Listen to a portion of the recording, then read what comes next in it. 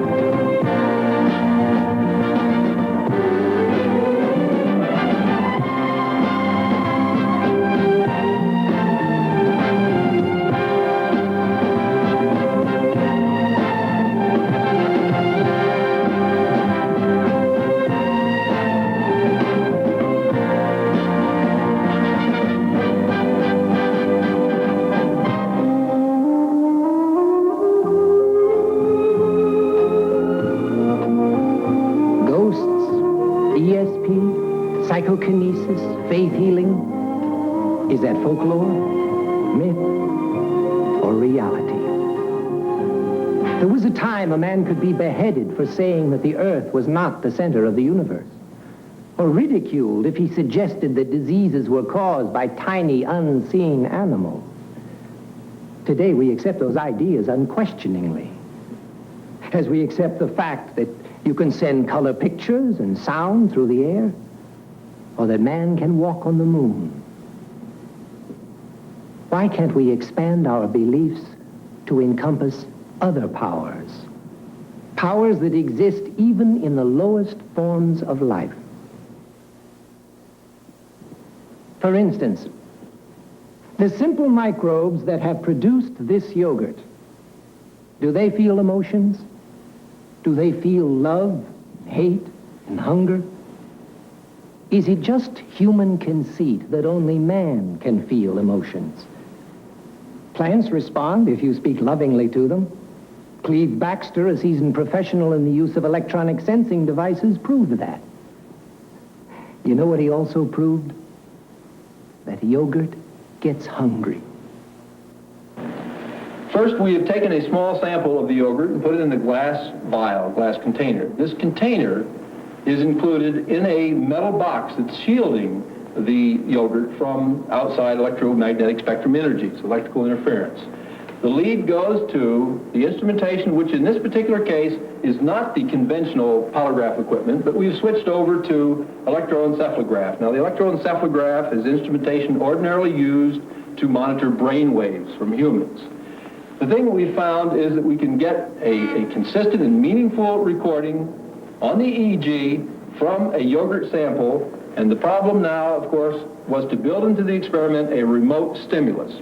Now, the remote stimulus that we've used in this particular case is to feed nutrient to a sample of the same yogurt located a considerable distance away in the same laboratory environment.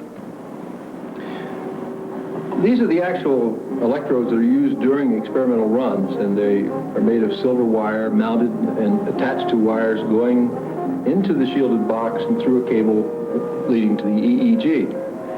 Now, the silver electrodes are immersed in the yogurt sample, and this is clamped into place.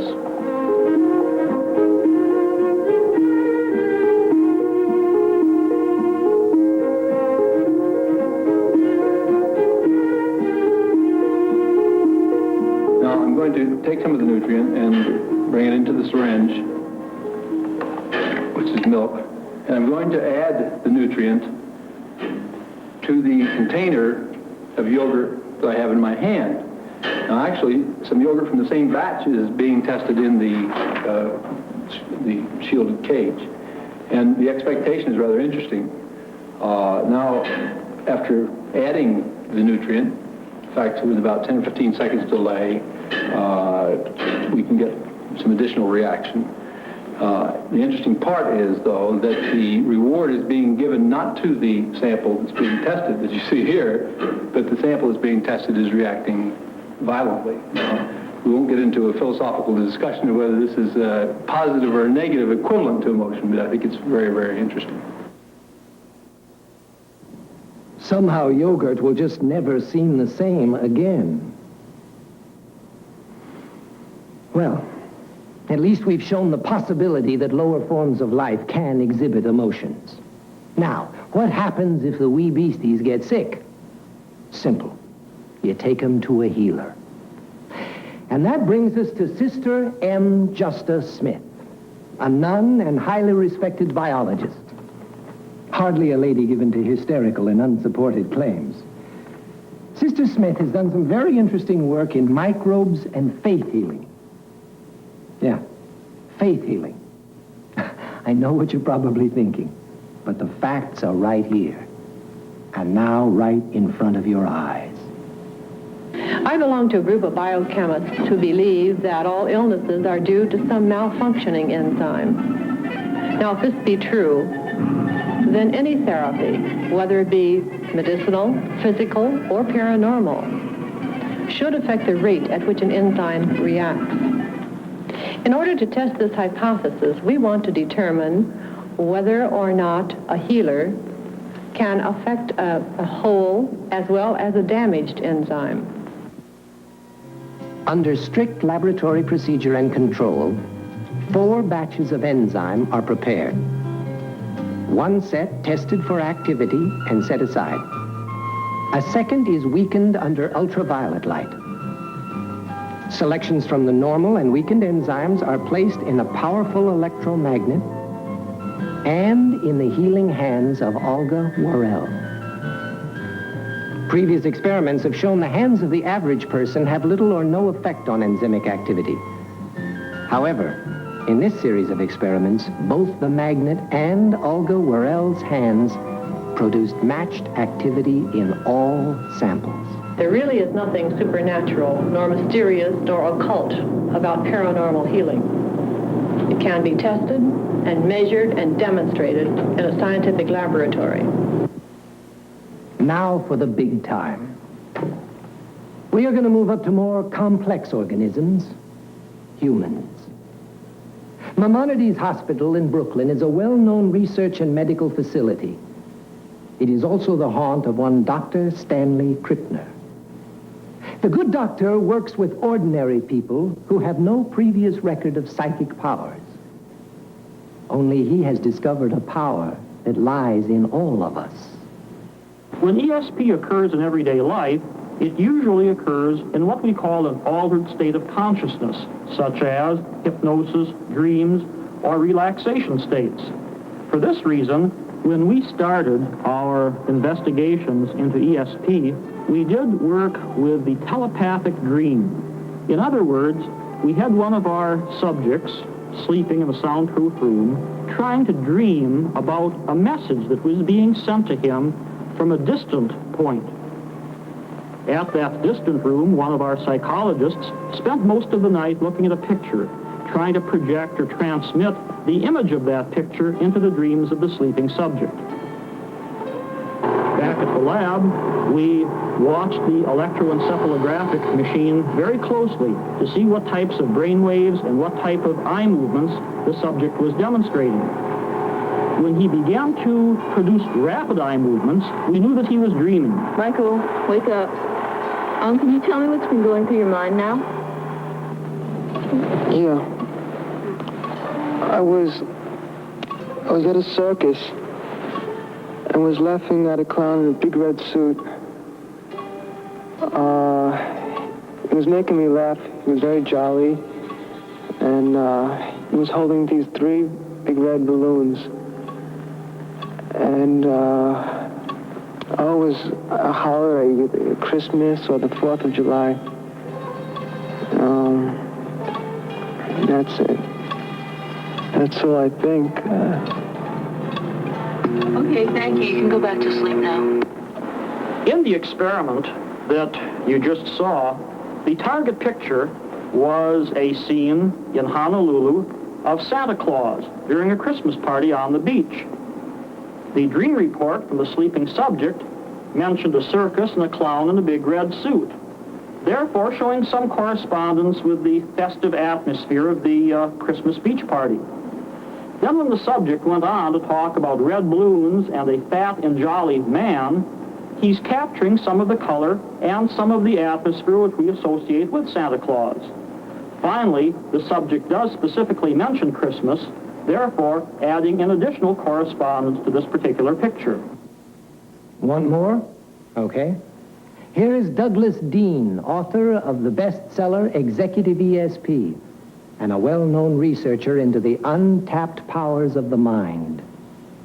I'm attaching myself to the sensor of a plethysmograph instrument. The plethysmograph measures blood volume changes. The blood volume changes with the heartbeats and with emotional states in the body. And I'm using the instrument in telepathy experiments to see if the body registers receiving telepathic messages even when the conscious mind is not aware of it. 2 people, one a sender and one a receiver, each submit 5 names of people with strong emotional meaning onto cards. 5 more telephone book names which are neutral, and 5 blanks make up a 20-card deck which the sender looks at one at a time in random order and at random time. Do you feel relaxed all right? Yes, I do. Yeah, good. Well, just keep your mind clear, and the experiment will last about 20 minutes. I'll be back then to let you out. Okay. I'll just check that the plethysmograph... The receiver lies relaxing on a bed with her finger attached to the plethysmograph and does not know what the sender is doing, nor when. While this is going on, I am monitoring changes in her finger volume on the plethysmograph.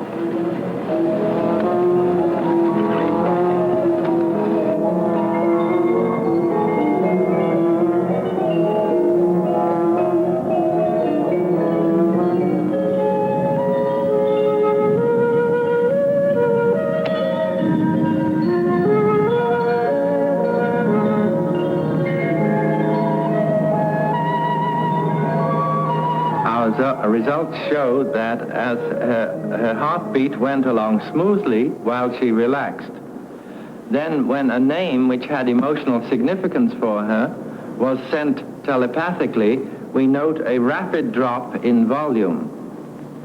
She was not consciously aware of any change, but her finger registered it. Since there was no way using her senses that she could have known this, we assume it is due to ESP. Now it's your turn. While that film was being shown, I chose one of these three geometric shapes, and I'm going to concentrate on the one I chose. Your job will be to pick the first one that comes into your mind. Now, don't think about it or try to use logic. You just relax and pick the first one that comes into your mind. Ready? Okay, here we go.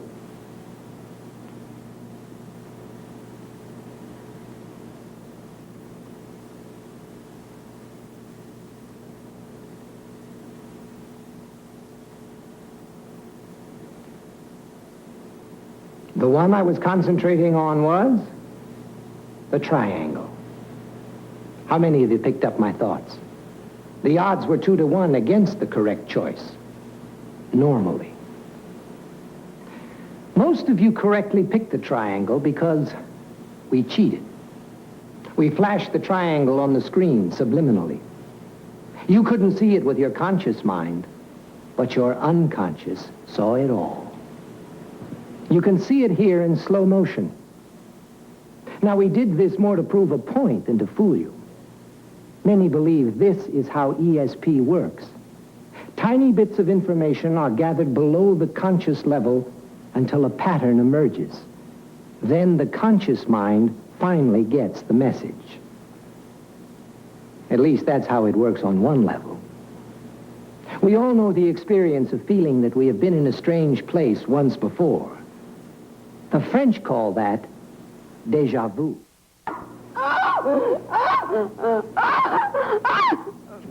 Why is that woman screaming? Because she's drowning in a flood in 1908. This is her form of déjà vu. She's in another life, a life that appeared under hypnosis in this very room. Believe me, no fakery is involved in this, as you will see. Feel your eyes becoming heavier, heavier. Feel yourself wanting to close your eyes with your eyes. This is David Friedman, Heavy. a member in good standing of the American Feel Institute yourself of Clinical starting to relax. You Hypnotists. will place your arms The down. woman we will call Susan. Easily. Susan is a housewife of no noticeable Feel yourself psychic drifting powers. into She is normally a relaxation. quiet, unassuming, Toes almost back. shy Feel the lady. toes relaxing. She has been hypnotized only once before. Feel the ball. It was during this hypnosis that very strange things began to happen. Foot relaxes. The producers of this film heard of it and prevailed upon Mr. Friedman and Susan to repeat the experiment before our cameras. Relaxed and easy. No one knew where this would Progressive lead. wave of relaxation. The results Stand up the body. were As remarkable. your calf muscles and knees relax. Feel your... We are approaching a tunnel. A tunnel. A tunnel that is dark and long.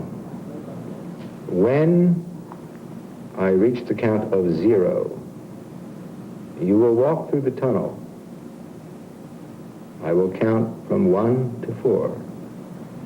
At the count of 4, you will be exposed to the light. The light. You will have a very vivid impression as a light is revealed to you. Feel yourself drifting easily, comfortably, backwards in time, backwards and easily. 1 and 0 as you easily walk through the tunnel, easily and quite comfortably. 1, 2, easily. 3, as you begin to see the light, and 4. Where are you? I'm in Wyoming. In Wyoming. What city in Wyoming?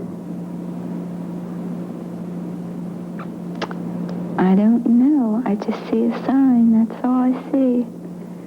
I What is don't the know. sign? It's a Longacre. A saloon. What are you doing there in the saloon? Well,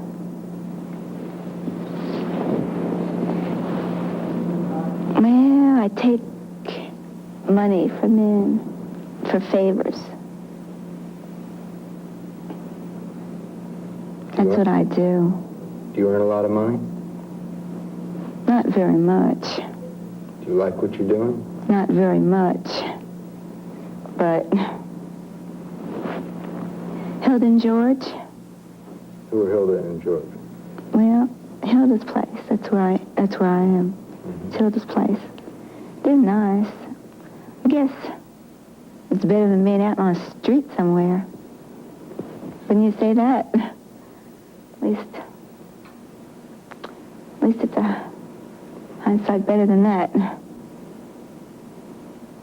But sure wish I could do something else. What is the year? 1860. How did you get to Wyoming? Do you know? No. I don't know how I got there. I don't know where anybody is.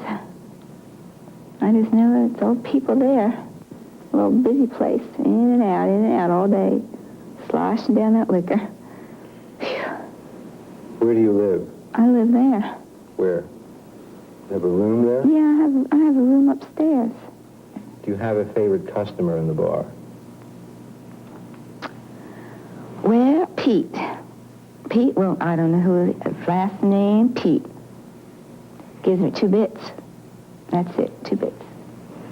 2 bits for what? Well, you know, I told you that. I take money. I don't like it at all. I don't like it at all. But if you're going to persist on it, you're going to persist on it? Okay. What kind of man do you like? Well, I like a very nice, gentle man who talks with me as me, not from here, from this kind of place. Do you understand me? Yes. Hilda's nice, though. She really is nice. And they're very good to me. I should be happy here. Oh, poor Angie. Aren't you happy, Angie? Well, I guess I could be a lot happier, but I guess I could be a lot unhappier. I said before that I could be laying out in the middle of nowhere. But here I am. I just guess I should be kind of lucky. As the session wore on, Susan again entered the dark tunnel. When she emerged this second time, she exhibited mannerisms and speech patterns we had not seen before, neither in her present nor her past life. Where are you? In Kansas. Kansas. Do you know what year it is? 1908. Do you know the town in Kansas? Houghton, Kansas. How old are you? 12. What is your name? Julie. Do you have a best friend? Molly. Molly. Jameson. Molly Jameson. Molly lives with us. I don't know where her parents are, but Molly lives with us. She doesn't feel too well. She has trouble with her leg. So I am with her a lot. Does she go to school with you? No. No, she doesn't go to school. But I help her. I want you to come back to where we were before the flood. You will answer some questions concerning the flood. You will be able to answer them because you will have a clear picture in your mind. Julie, you're back at the flood scene now. Oh, Where are you? the water. It's just coming back. What time of day is it? Nighttime. What time? It's almost nighttime. How did you get there? We heard people. We heard so many people. Oh, it's terrible. It's just terrible. Everybody.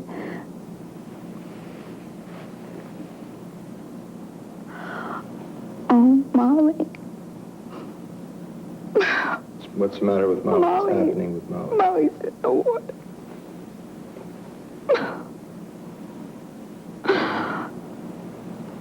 Oh, I'll have to get her. I can't.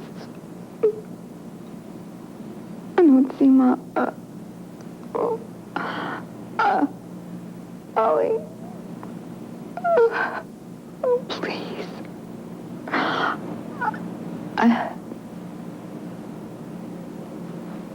What's happening is... first I'm walking through it. It's not too bad. But I'm so scared. It's coming up. It's just coming up, Mama. Oh, Mama. Mama. Julie. Julie, why can't you get out?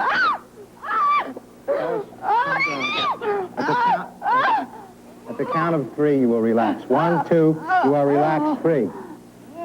Relaxed. Good.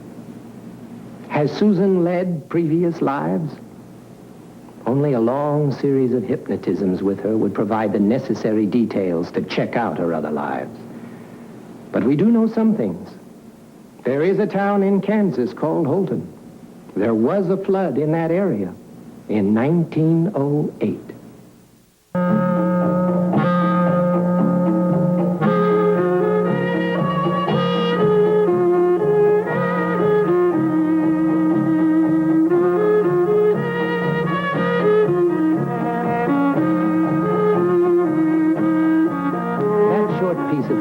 From India. It was a demonstration of the yoga art of muscle control. It is an example of the powers of the mind to control the functions of the body. Here's another look at those carefully controlled stomach muscles.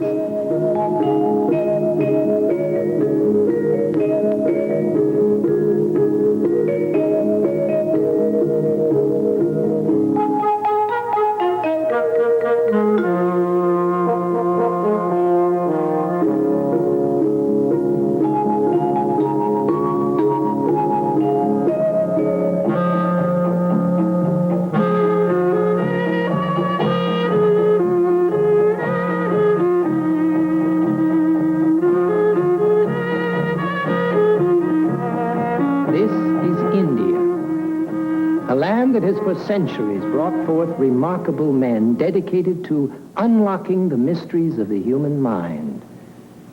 The art of deep meditation has long been considered an important part of the potential powers of the human brain. Dr. Elmer Green of the Menninger Clinic has spent a good portion of his life scientifically studying the phenomenal ability of the mind to consciously control what were thought to be automatic body functions. One of the unusual people we had a chance to study was Swami Rama from Rishikesh, India. We had heard that he could do some unusual things, and we asked him to perform. He demonstrated blood flow control in his hand, and then one day he said, "Tomorrow I'll stop my heart."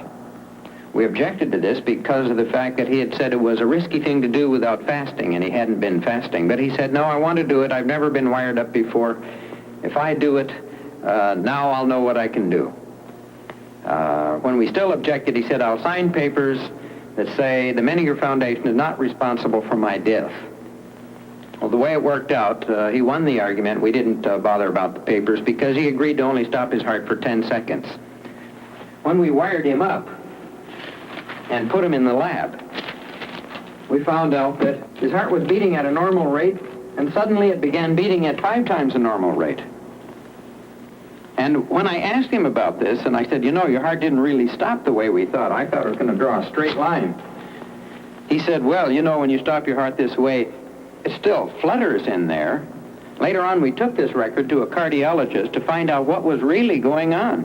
And he said, well, this phenomena is called atrial flutter. And you know, the heart is just fluttering in there. He happened to use the same word that the Swami used. And then the cardiologist said, the blood pressure has dropped. He is probably fainted. And by the way, what happened to this man anyway? We said, well, nothing.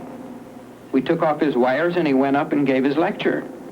But all that control isn't limited to the yogas. Take Jack Schwartz, for instance. How do you go about a pain control problem from the inside? What do you do? Well, there's a process of being non-attached. Are you saying you look at yourself in an objective way? Oh, yeah, totally objective.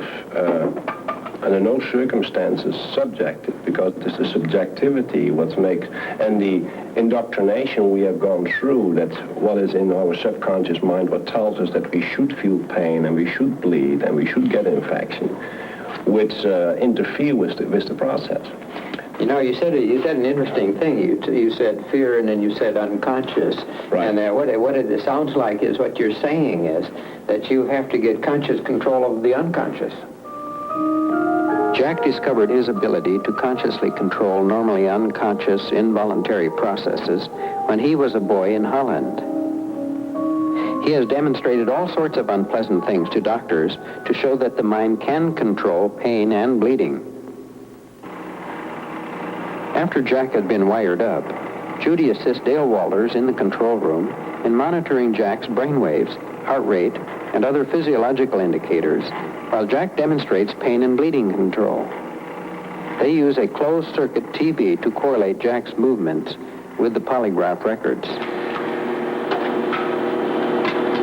The calibrations are set and we're ready to go now. Okay, we're ready to go. How about letting me see that needle, Jack? This is your weapon.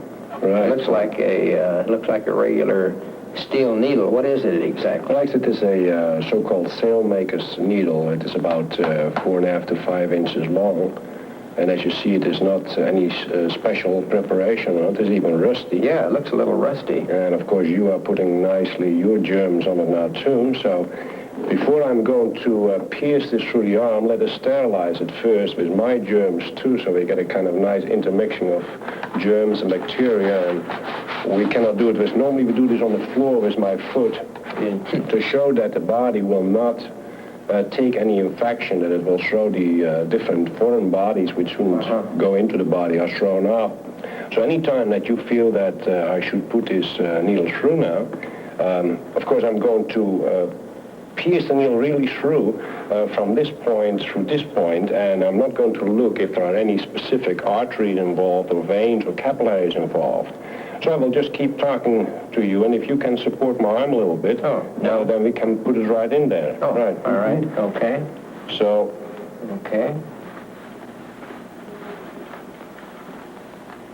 So now it is through, and we can leave it in there for a couple of seconds. Well, It looks like it's buried about half an inch deep in your bicep. Yes, it is really, and as you see, an interesting thing again occurred. It comes right out of a vein here, which is kind of pronounced vein. Out of a small and vein. Here, again, by accident, I put it in a vein here too. It is as if it's...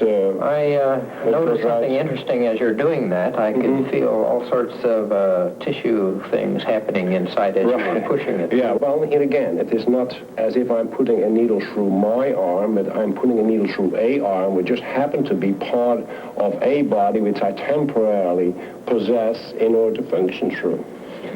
And then again, the mind, in a non-attached, subjective way, is looking from a distance at it and monitoring the whole process. Well, when you pull this needle out, do you want me to hold it again, or do you... Not necessarily. Okay. Now it is out, and now what you could do, if you would grab the arm and kind of wring so that you don't cover the holes, so that the holes are still visible, wring it like a dish rag, and put pressure upon it with tremendous power. You can use all your physical power I for could that. try to force some blood out of it. Right. I Now, noticed of that course, by forcing it up, I could force one little drop of blood one out. little blood drop, which we now, of course, just wipe off, and it stops. It stops immediately, and the hole will start closing. As you see, this hole already is closed. This one is closed. The bigger one here. The bigger one is because we had to really wriggle our way in there to make the first contact. But if you can observe it, it is now getting smaller already, and it is closing. When we get the records, our physiological records, I'd like to show you what they are, and we can talk about what they might mean. It seems to me from the brainwave record and heart rate record that you didn't show any significant reaction to pain. The question which comes up, however, is a question which I'm asked lots of times when I'm giving lectures. What good is it going to do me to learn how to stop my heart or poke needles through my arm? Well, it's very logical that this question should come up. And I personally am not out to demonstrate putting needles through my arms to teach people that specific thing. But what can be taught to people is that they can self-regulate their mind-body coordination so that their physiological processes will be in such a state that they can prevent any disease. And then there was Yogi Raj. In an experiment conducted in cooperation with Professor Ramakrishna Rao of Andhra University, Yogi Raj, after preliminary tests, was sealed in an airtight box for 7.5 hours. Normal breathing and normal metabolism could be expected to quickly use up the limited oxygen supply, and he would pass out. We felt, therefore, that he would at least have to control his emotional state in order to lower the metabolic rate of his body. We were particularly interested in his brainwave record as a clue to his meditative condition during the experiment. When we got back to the United States, Judy ran his records through the polygraph. What we're interested in is the state of consciousness that enables this yogi to stay in the box in a reduced oxygen environment for 7 hours. We're looking at the brainwave rhythm of the yogi in the box. He's now been in the box for 7 hours.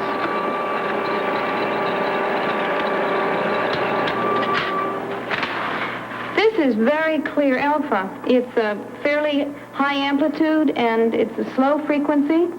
He has produced this alpha wave nearly continuously for the 7 hours that he's been in the box in a situation which most of us would probably be panic-stricken.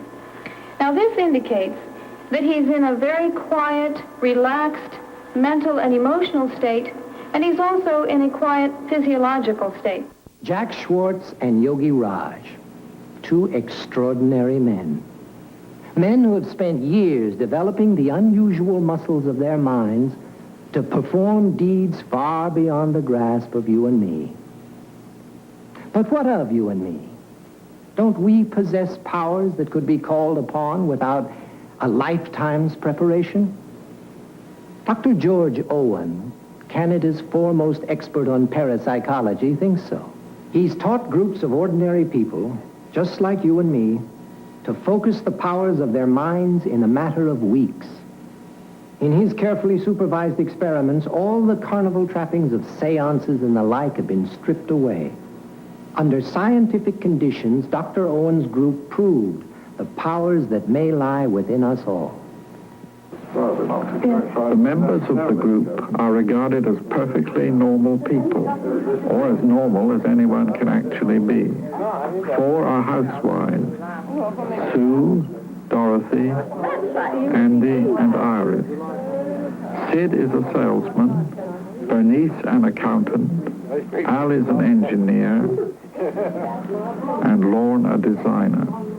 None of them claims to be a medium. Psychical research is just one of their many diverse interests. As researchers, the group had to be scrupulous in their approach. The first problem they had to solve was this: how to be sure that if they got physical effects, these were not due to a spirit. So they decided to make up a completely fictional character, an imaginary person with the given name of Philip and a completely imaginary biography.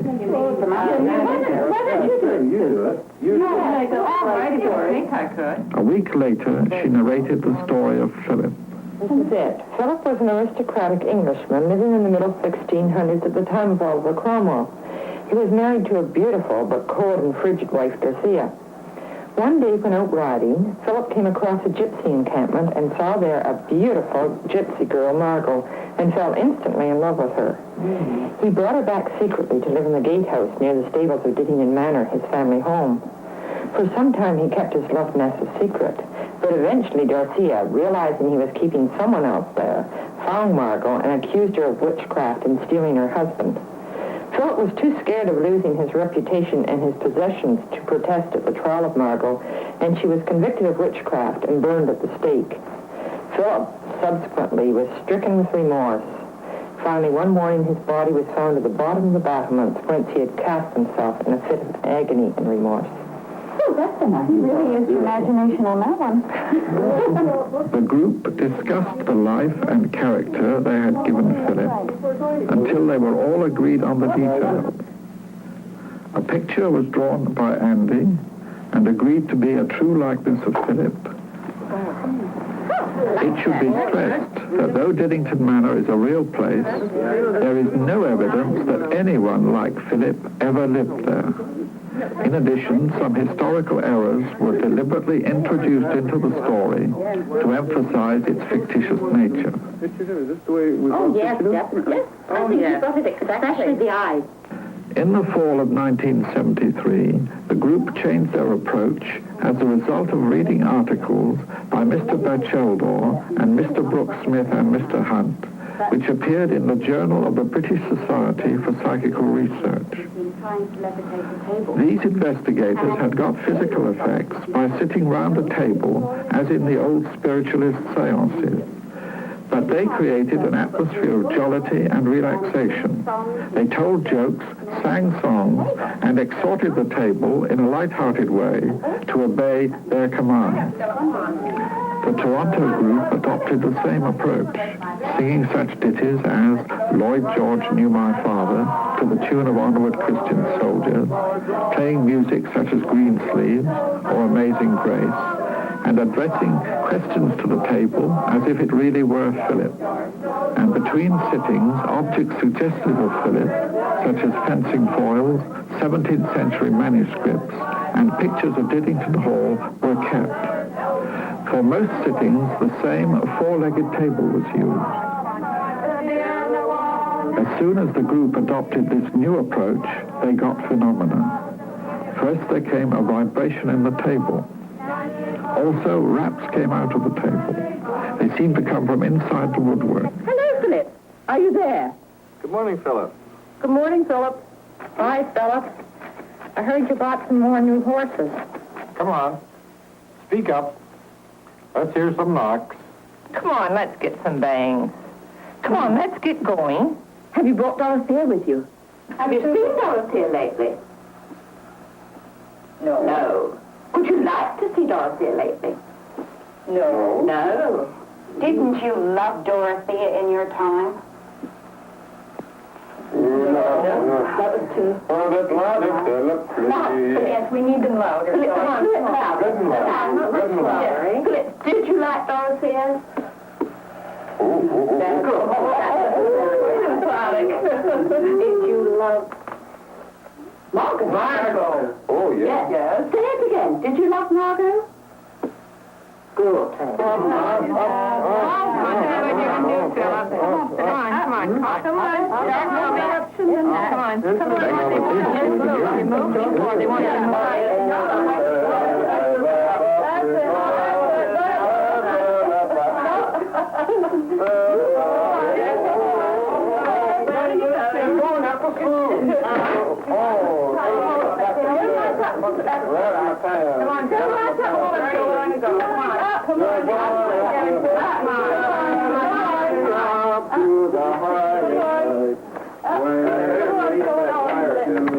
Then the table would actually move. It would glide over the thick pile carpet, or even rear up on one or two legs only. Attempts to reproduce this motion by pushing always fail. It was impossible to imitate the table's spontaneous motion. The group has succeeded many times. Visitors have watched their proceedings in bright light or even joined the group at the table. It's clear that there is no possibility that the phenomena are produced by trickery. The Society's research committee, under Dr. Owen, has taken every precaution to obviate fraud and can state categorically that the phenomena are genuine and paranormal.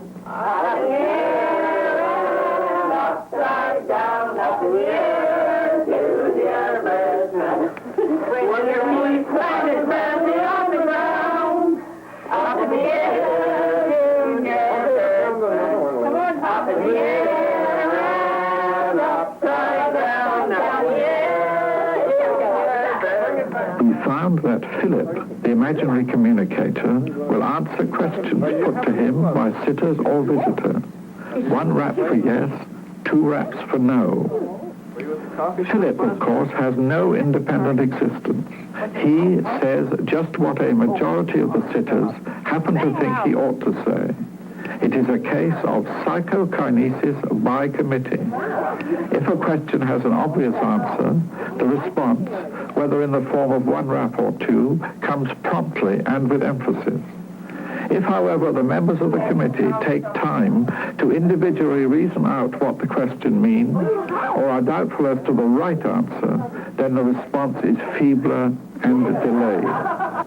Let me tell you, our resident cynics went over every frame of that film. There are no wires. There is no camera magic. That really happened. Now, Philip was an imaginary ghost, but ghosts just may be real. When a person dies, there is a weight loss of a few ounces that medical science cannot explain. Something that has weight leaves the body.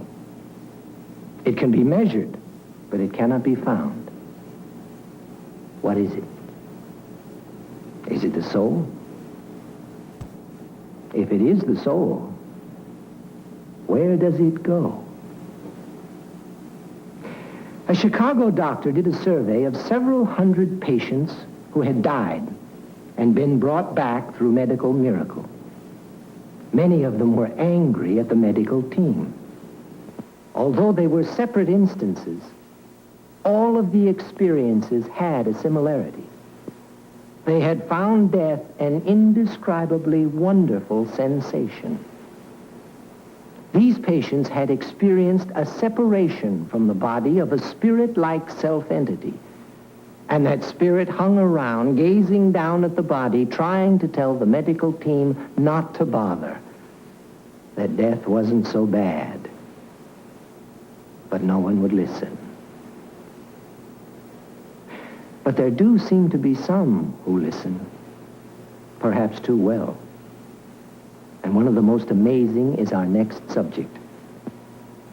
He's a young English lad named Matthew Manning. And his story is so amazing, so startling, that we decided to let it unfold to its incredible conclusion. A conclusion that is shattering in its totally unassailable logic and proof. My wife, Valerie, and I were living in a modern house 5 miles from Cambridge. Andrew, our youngest child, was 6 at the time, Rosalind was 7.5, and Matthew was 10.5.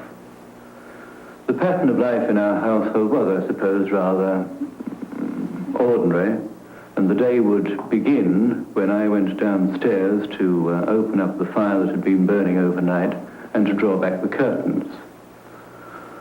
One February morning in 1966, I had completed this domestic chore, and having drawn back the curtains, I noticed on the floor a silver tankard lying on its side, and this tankard was normally kept on a shelf. I put the tankard back onto the shelf, and at breakfast time asked the family if they had any explanation as to why the tankard was on the floor, and no one had. And in addition, of course, there were no signs of forcible entry into the house. The following day I repeated my routine and found the tankard for a second time on the floor. The third morning the tankard was again moved, and in addition I noticed on the dining table there was a pottery dog normally kept at the other end of the room in the center of the table.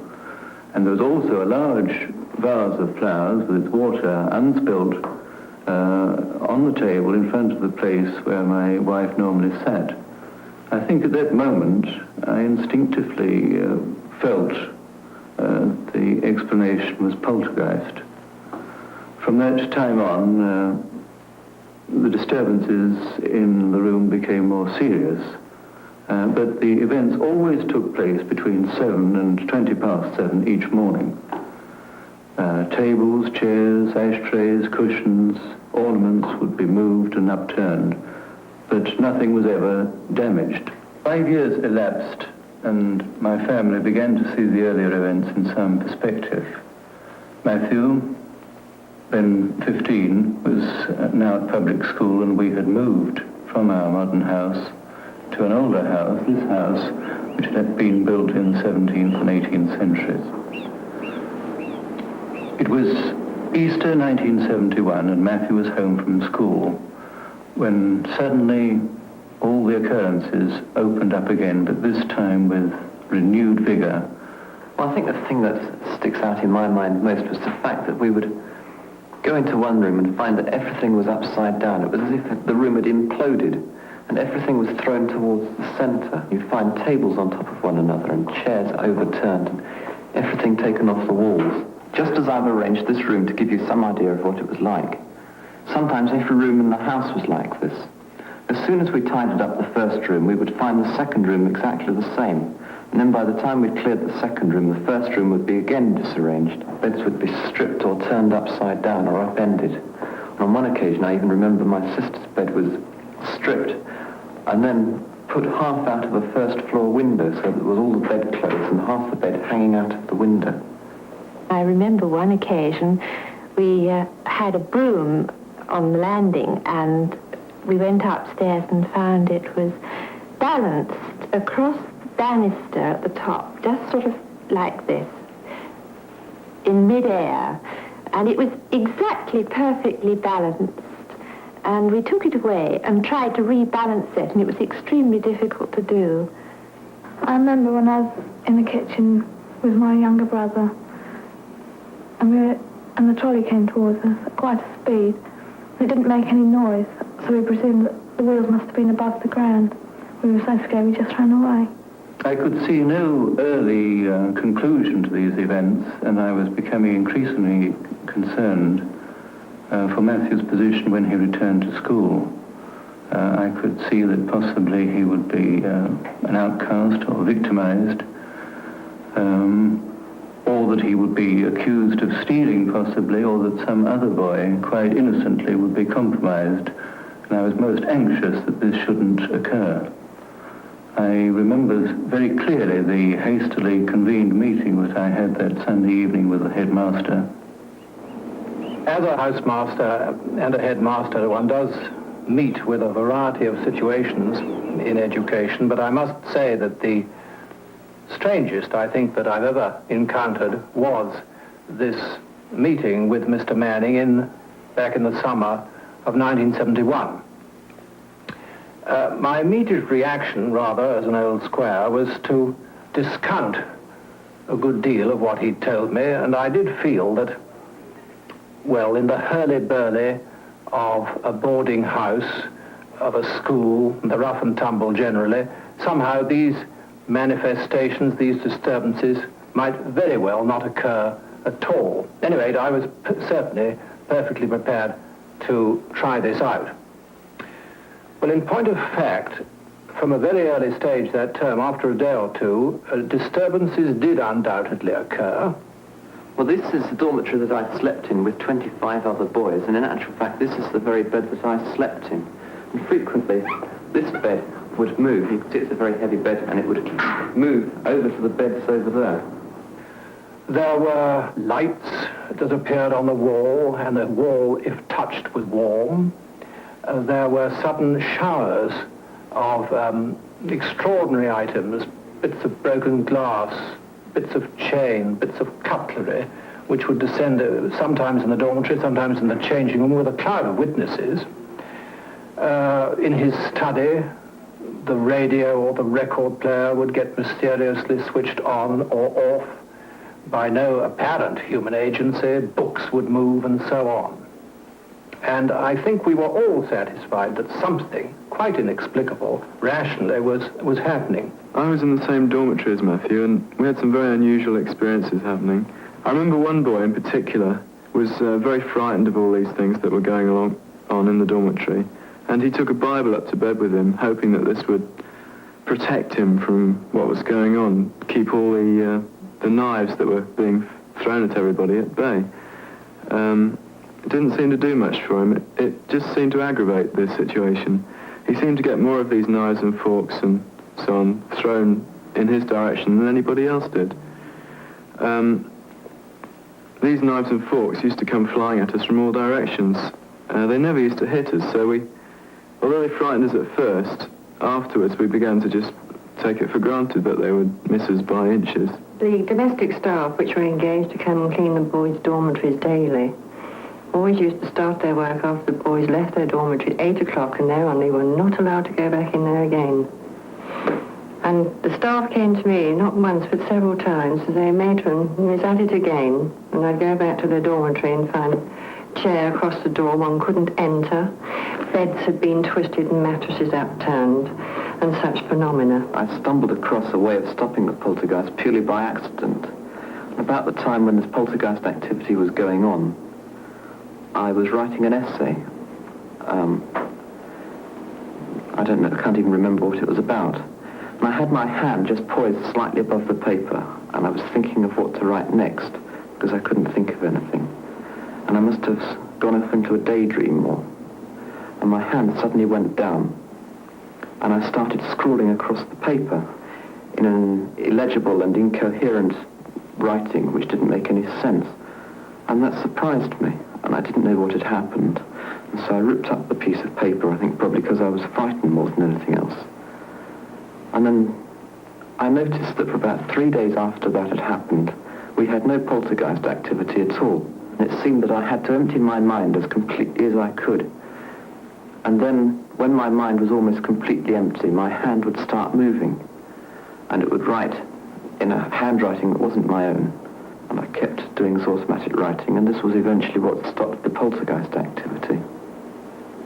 Well, after about 2 or 3 years, the writing became easier and easier to do until eventually I could more or less just sit down and do the writing at will, although I couldn't always get who I wanted to write for me.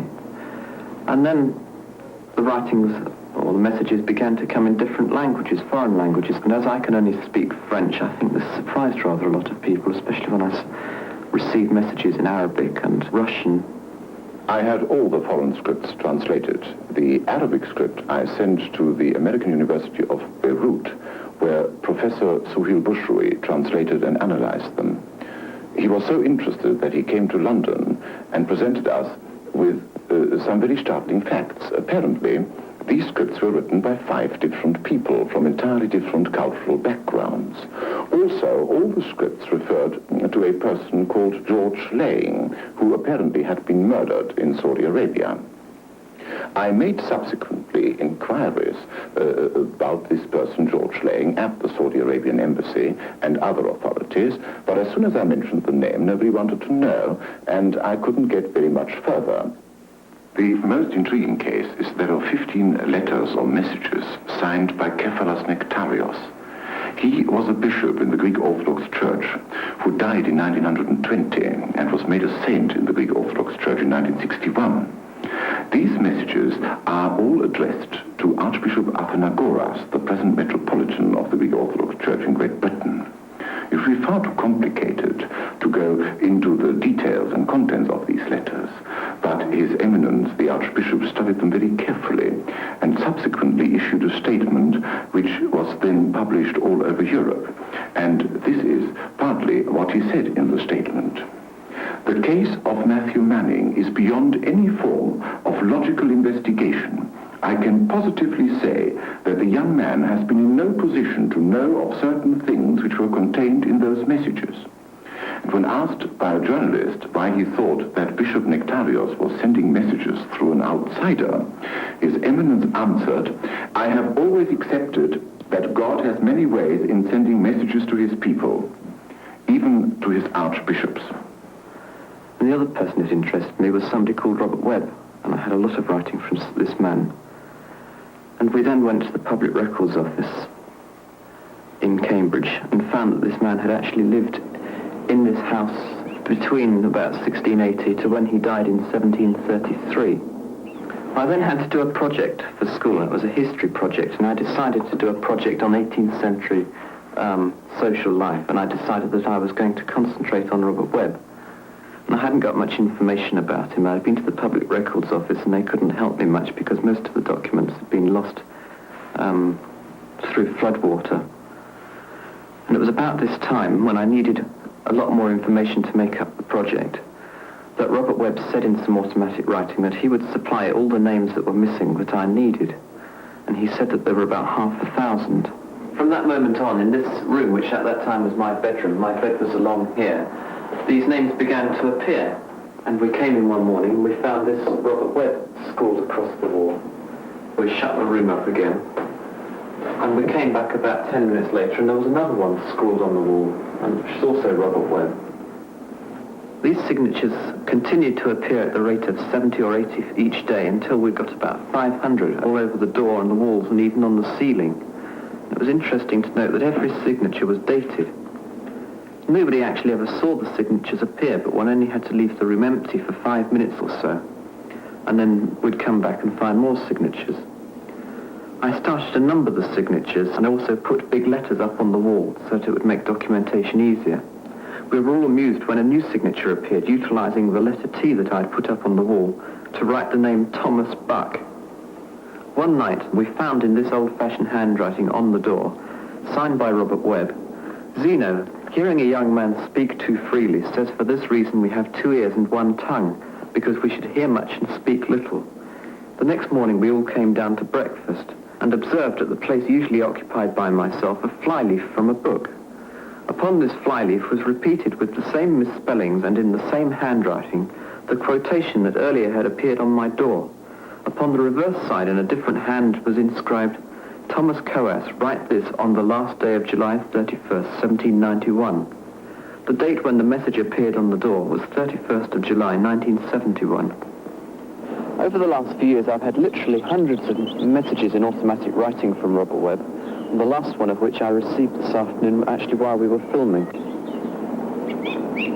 I wrote down, "What do you think of all these lights that are in your house?"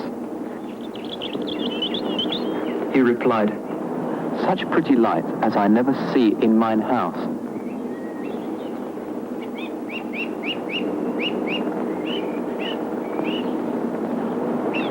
"And such a pretty light on mine stairs."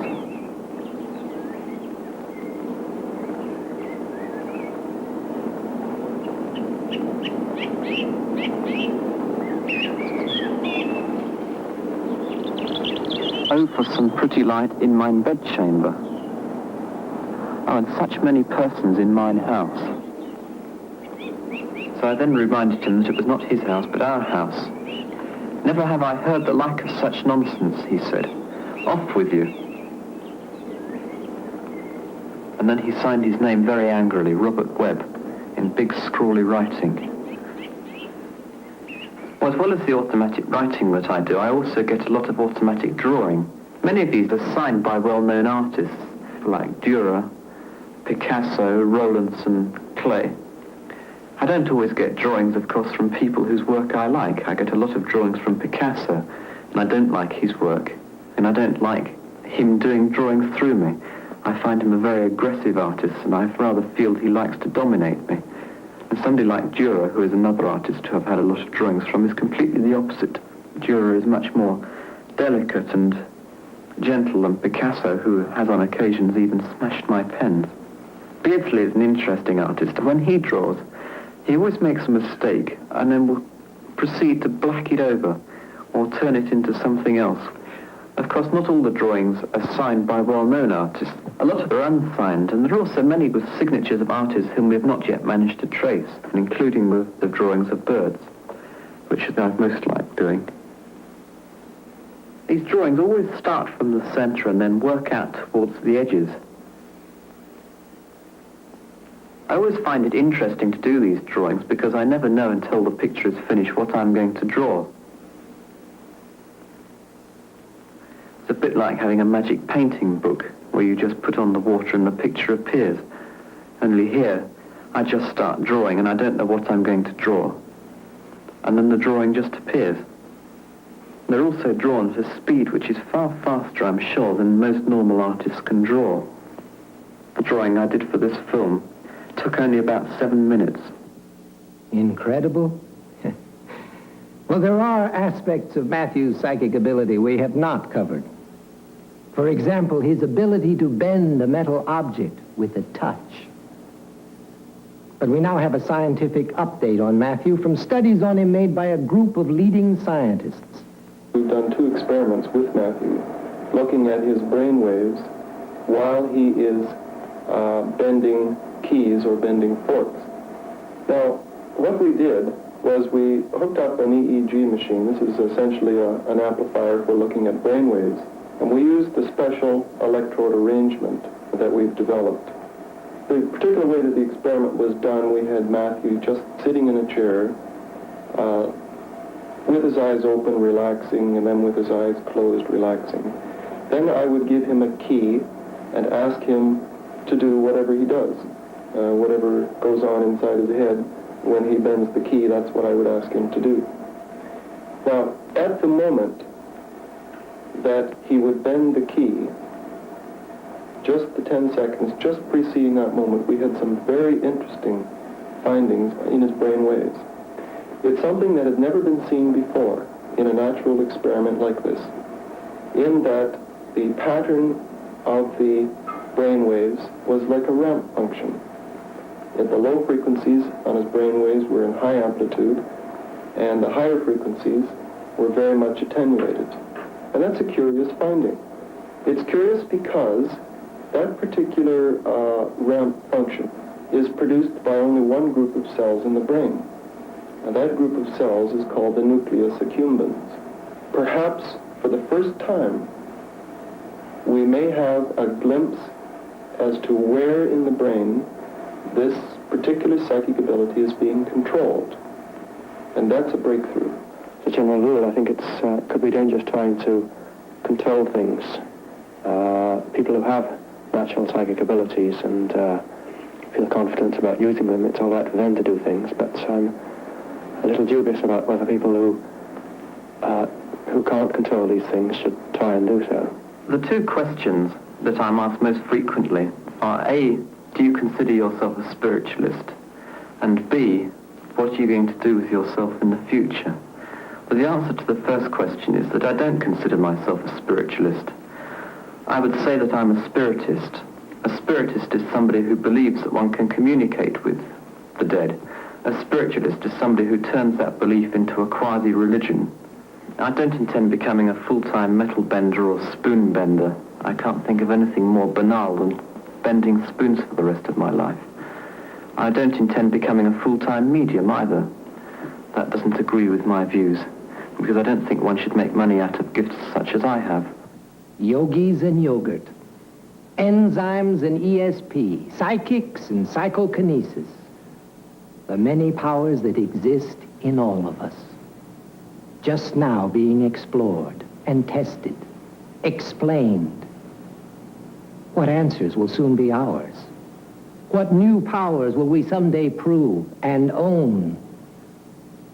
The dark recesses of the mind are slowly finding a new dawn. Psychokinesis, reincarnation, psychic healing. All these extraordinary phenomena have puzzled mankind for thousands of years. Some now say that the secret to all these things will be revealed to us by extraterrestrials. Thousands of people from all different parts of our Earth claim to have seen unidentified flying objects. Some even claim to have been contacted by the creatures inside these UFOs. Thursday night, I believe it was October the 11th, myself and a friend of mine were fishing on the Pascagoula River by the old Shaw Peter shipyard on the west side of the river. And I don't know, it just seemed to be all of a sudden that one of us looked around and heard something like a zip noise. And it just appeared that it was some type of spacecraft, and we saw a blue flashing light. And almost immediately, they seemed like the end of the craft opened up some way, and three things came out of it. I don't know. I mean, I still can't say whether it was beings or robots or what it was, but and they approached us almost immediately, and two of them took hold of my arms, and I seemed to just raise up to the level that they were, which they were about a foot or a foot and a half off of the ground, and they carried me inside of the spacecraft. This is Charles Hickson, a Mississippi shipyard worker who claims to have encountered an unidentified flying object, a UFO, in 1973. Two eminent scientists later placed him under hypnosis and concluded that he was telling the truth. Shortly after World War II, on June 24th, 1947, pilot Kenneth Arnold reported seeing a cylindrically shaped flying object in the sky which looked like a flying saucer. Since then, thousands of similar sightings have been made around the world, and the mysterious spacecraft have become known as UFOs. It was exactly 8:05 p.m. when Air Defense Command received word that a mysterious light was hovering low on the horizon, just northeast of Rapid City, South Dakota. Radar operators at Ellsworth Air Force Base shifted their attention to the northeast quadrant of the sky and immediately picked up an unidentified target. Air Traffic Control quickly contacted an F-84 patrolling in the west, asked for an interception, and vectored the jet toward the UFO. A moment later, the jet's radar picked up the unidentified return and locked on. The plane was just 3 miles from its target when the light suddenly moved away with a fantastic burst of speed. The pursuit lasted for 120 miles, but the jet could not gain on the object. Finally, the pilot abandoned the chase. At ground control, the fascinated radar men watched the unknown object change direction and trailed the jet back to the airfield. Although science has failed to supply a generally accepted explanation of these phenomena, the subject has been investigated by the United States government, including a committee of the United States Congress. Congressman J. Edward Rausch of Indiana is chairman of the House Committee on Science and Astronautics. Congressman, do you believe the UFOs are fact or fiction? Well, I hesitate in answering the question only because of this. I don't know. And that's my problem. I don't know whether they are fact or fiction. Have you seen any films or photos of UFOs? I have not seen film. I have seen photos which purport to be UFOs. A few years ago, I conducted a symposium here on Capitol Hill. And the participants of this symposium were scientists of some renown. They were scientists who had an interest in UFOs. And during the course of that symposium, photos were presented. No motion picture film, but photos were presented which purported to be UFOs. Do you know Dr. Robert Baker? Well, I know a Dr. Robert M.L. Baker, Jr., who testified before the House Committee on Science and Astronautics in 1968 and presented some fascinating testimony on UFOs. The next two films are from the files of the Smithsonian Institute in Washington, D.C., and Dr. Baker has analyzed and evaluated them. Next, we have the Montana 1950 film showing two bright objects. It was taken about 11:30 a.m. Mountain Standard Time in August 1950 by Nicholas Mariana at Great Falls, Montana. Now, the natural phenomena here that is often given as the source of these images is airplane reflections. Airplanes, unless they were moving at fantastic speeds, would have to be so close to the observer to be identified as airplanes in order for them to portray the kind of motion seen on the film. So this I really don't concede to be airplanes, airplane reflections, comets, and some of the other things. In 1952, several UFOs were sighted and photographed by Delbert Newhouse, a Navy photographer near Tremont in Utah. He estimated that there were about a dozen or so of the objects. They were the color of gunmetal and were shaped like two saucers, one inverted on the top of another. The explanation, that the camera was out of focus or that the objects were a flock of soaring gulls, has not been confirmed or denied by experts who have evaluated the film. Dr. Baker had this to say. And birds simply don't make those kinds of accelerated turns at the high speed that they would have to be moving. There also exists meteorological data that would indicate that this probably wasn't the time where you have birds that can maintain flight for long periods of time simply spiraling. They gave me, I guess, some type of examination. I don't know what it was, but it seemed to be maybe some kind of an eye or something that it kept floating back and forth over my body, which it didn't ever touch my body. And then I seemed to be floating on the inside. I didn't touch anything in there that I know of. And then later on, they carried me back outside and released me.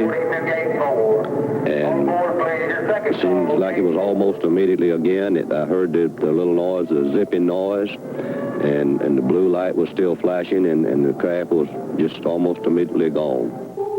How do scientists explain these phenomena? Are they distorted visions of high-flying birds, insects, airplane reflections, wandering weather balloons, mirages, optical illusions, hallucinations, meteorites, the planet Venus?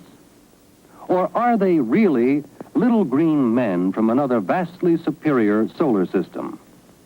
This is Stanton T. Friedman, nuclear physicist and lecturer, the only American scientist devoting full time to the study of UFOs. Mr. Friedman, you have been studying UFOs for 15 years. What are your conclusions? The evidence is overwhelming. The planet Earth is being visited by intelligently controlled extraterrestrial vehicles. In other words, some UFOs are somebody else's spacecraft. There are no good arguments against UFO reality if we consult the evidence. What evidence is there?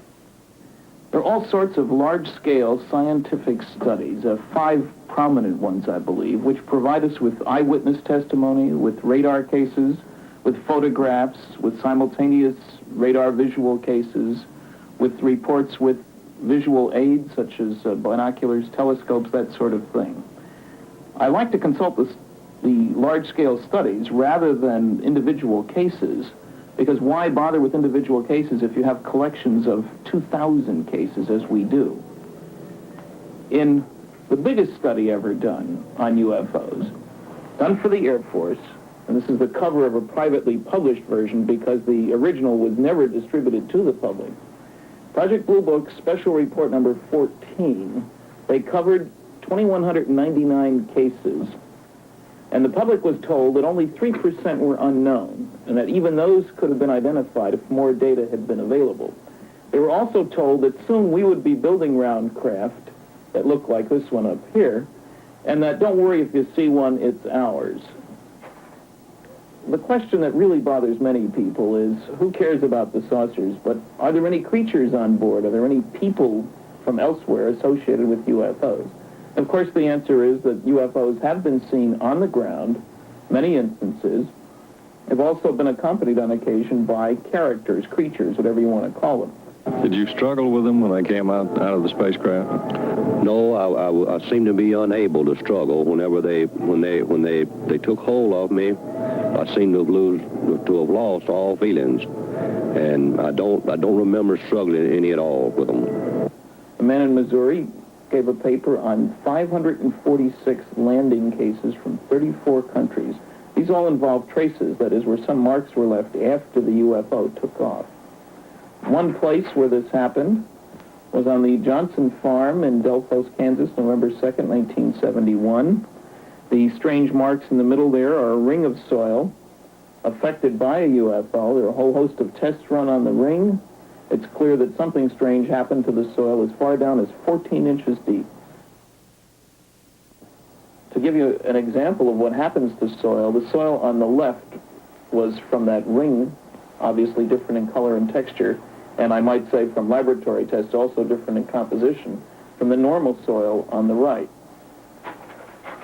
One of the most famous cases is the one involving this couple, Betty and Barney Hill, who in 1961 not only saw a UFO, but according to hypnotic sessions done 2 years later, under regressive hypnotic analysis, they both told the same story of being taken on board that UFO, physically examined, put back out, told they wouldn't remember what happened, and not remembering what happened. What did they look like, which one can see here? This is a drawing made by an artist, as Barney, under hypnosis, described what their captors looked like. They're under 5 feet tall, slightly different facial features than ours, but definitely humanoid. The communication system for these characters amongst themselves was kind of a murmuring sound, which didn't make any sense at all to Betty or Barney. Did they communicate to you anyway, or to each other? No, they didn't try or communicate with me. I did hear, well, one of them made some kind of a buzzing like noise, but the other two, I didn't hear any noise from them whatsoever. Another version of what they look like, this is a drawing made by an artist, a composite based on hundreds of eyewitness reports. And obviously most landings don't get reported.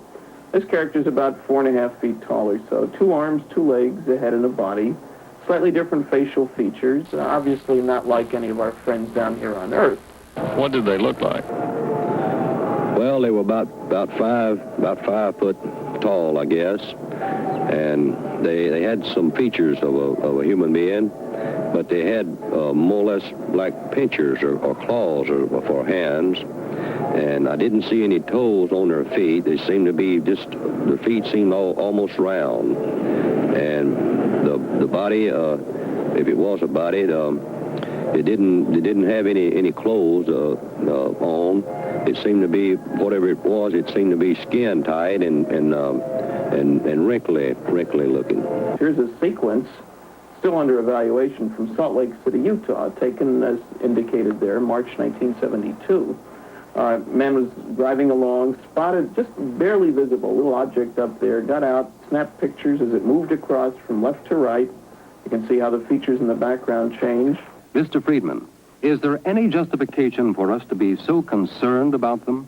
There are 2 justifications, really. The first is pragmatic. Think of what it would mean to us on planet Earth if we had systems able to duplicate UFO behavior. Up, over, and down, high speed, no noise, no pollution, no burning of vital resources. With all these visits, why haven't they made contact? If you mean why haven't they landed and said, take me to your leader, as all the cartoonists talk about, the answer is obvious. Planet Earth has no leader to be taken to. If you mean, does their behavior make any sense? I think it does. Actually, all we have to do is look at our own Apollo program, and we see a parallel. We have lunar excursion modules. That is, strange-looking flying craft carried on board a mother craft, if you will, the launch vehicle. Then they hover out in the boondocks on the moon. You wait a while, they land, nobody around to help. You wait a little longer, and a couple of humanoid-looking creatures get out, wander around, pick up rocks, play games, get back into their craft, take off by themselves, disturb the soil behind them, rendezvous with the mothership, and head off toward another planetary body. The same sequence has been observed down here by Earthlings. One of the pioneer astronauts was Brigadier General James McDivitt. In 1965, he spent 4 days in outer space as command pilot of the Gemini 4 spacecraft. General McDivitt, do you believe that UFOs exist? Yes, as a matter of fact, I do. I know that UFO, which stands for Unidentified Flying Object, is a real thing because all you have to do is see an unidentified flying object or any unidentified thing that's flying, and you've seen a UFO. I think there are a lot of other people around, though, that feel that some of these UFOs, as we call them, are really spacecraft from other planets. I don't really know.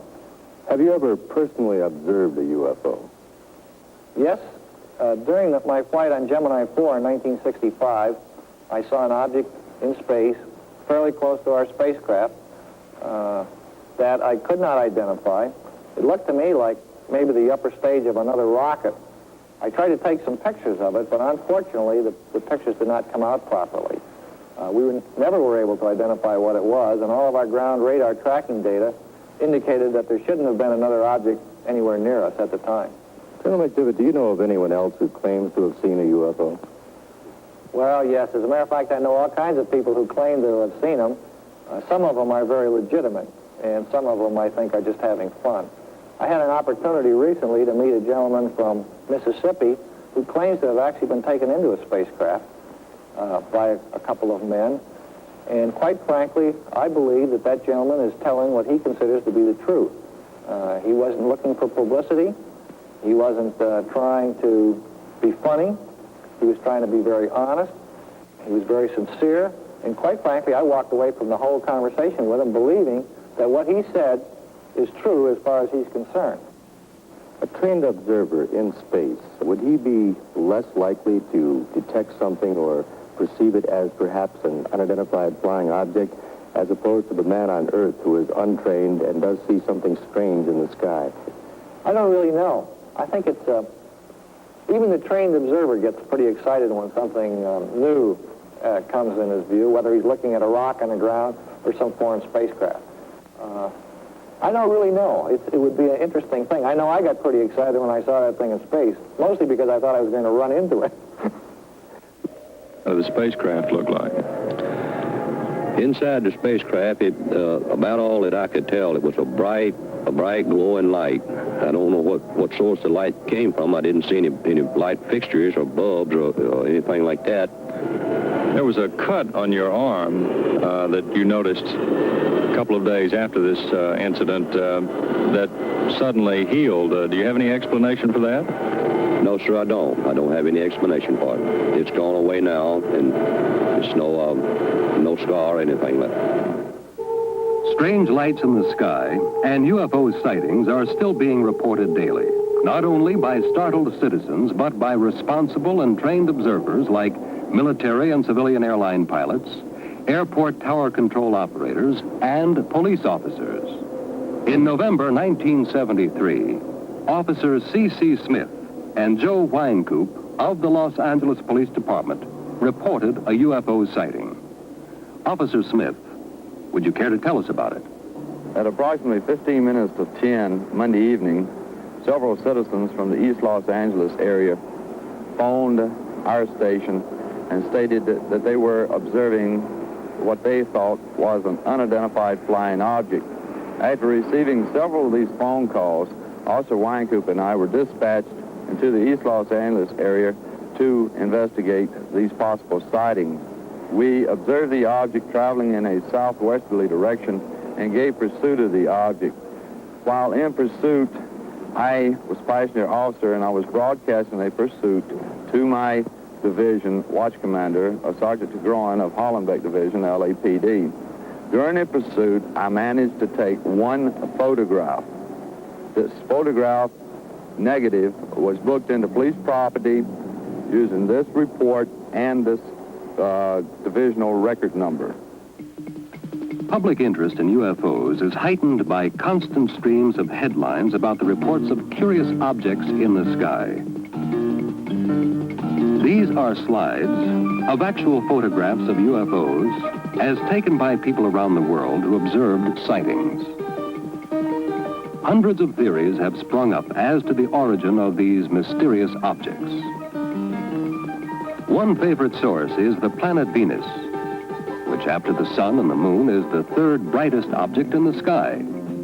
Yet latest conclusions from scientists are that there is very little possibility of life on that planet. Experts like Dr. Baker believe that we can only frustrate ourselves with constant theorizing. What is needed is more sophisticated analysis of existing evidence, such as these photographs. Many skeptics attack the theory that the flying saucers bear beings from other solar systems by pointing out that all sightings have been accidental and fleeting. Why, these skeptics ask, don't the creatures in the flying saucers make themselves known to our leading scientists and government officials? But Dr. Baker argues that it is not even necessary to consider whether these phenomena were piloted to Earth by extraterrestrial beings with advanced engineering capabilities far beyond our wildest imagination. He declares that when we find something we can't explain, curiosity should drive us to discover an explanation which is satisfying to us and to others in the scientific community.